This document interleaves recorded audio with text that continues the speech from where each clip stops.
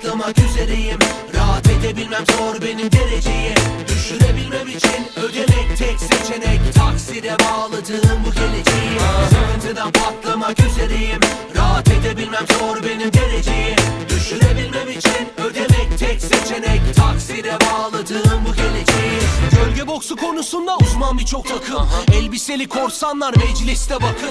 Tansiyon hep yüksek, düşük birey gelirimiz. Yeterince saydam değil bu ulu penceremiz. Tefecilik resmen yaptığı bu bankaların. Her krizde suçluyorlar vatandaşı arkadaşım. Öncelikle insanları kazanmalı, soymamalı. Kan emici vampir dolu memleketin dört bir yanı. Yasak aşk yasak ama izliyor tüm Türkiye. Reytingi tavanda nasıl bir çelişki bu diye soran yok nedense, ne kadar da dirensem. Emekliye ayrılmak istiyorum erkenden. Kaydırak mıyız neyiz, niye sürekli birinden kayarak geçip yaşıyoruz? Nedir bunun sebebi?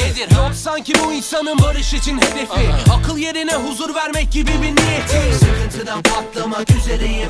Rahat edebilmem zor benim dereceyi. Düşürebilmem için ödemek tek seçenek. Taksire bağladığım bu geleceği. Sıkıntıdan patlamak üzereyim.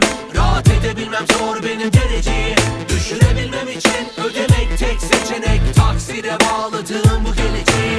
Korkunçtur insan daha fazla bir jungle'dan. Hiç kimseyi koruyamaz kaldırdığı dumbbell'lar. Aslanlar saldırır yalnız açken aslında. Benim cinsim yok etmeli yataktan kalkınca. Derken Big Mac görürsem ben bir dilenci. Göz teması kormam yoksa kırılır direncim. Veririm para fakat istemem bunu. Çünkü eksilir benim servetim sıfır sonu. 11 ay aç gezer hem inanan hem deyiz. 30 gün ona acır belediye ve de reis. Eskiden iyiymiş gelirmiş misafir. Şimdi daha kötü veresiye bile veremeyiz. Sartır der ki diğer insanlar cehennem. Ateşten daha kötü et ve kemik nedenler. Haklı bence burada dayanmak bir hayli zor. 7 milyarız 10 milyar kazan kaynıyor. Sıkıntıdan patlamak üzereyim.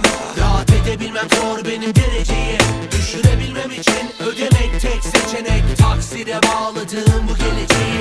Sıkıntıdan patlamak üzereyim. Rahat edebilmem zor benim dereceyi. Düşürebilmem için ödemek tek seçenek. Taksire bağladığım bu geleceği.